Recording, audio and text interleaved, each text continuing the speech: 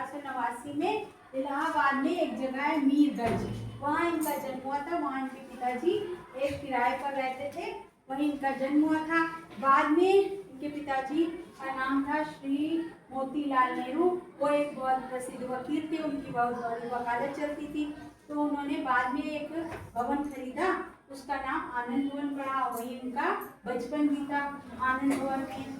और वहाँ पर उनकी माता का नाम था श्रीमती स्वरूप रानी नेहरू और उनकी पत्नी का नाम था श्रीमती कमला नेहरू। उनकी एक ही पुत्री थी, उनका नाम था इंदिरा प्रियदर्शनी।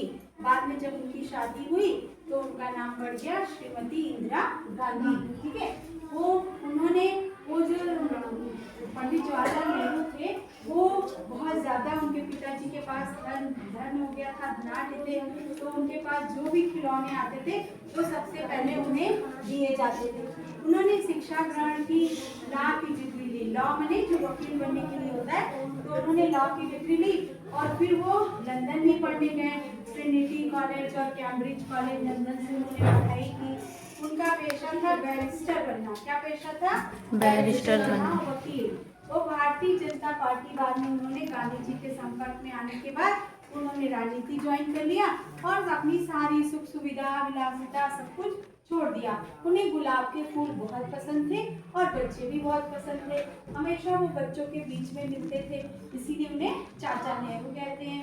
बाद में उन्होंने भारतीय राष्ट्रीय कांग्रेस में भाग लिया और देश की आज़ादी के लिए बहुत बार 9 बार जेल गए और वहाँ उन्होंने अपनी एक पुस्तक लिखी जेल में रहते हुए, भारत की खोज। ये एक बहुत बड़ी पुस्तक है जिसमें संस्कृति के बारे में, भारत के खान पान, विभिन्न चीज़ों के बारे में बताया उन्होंने।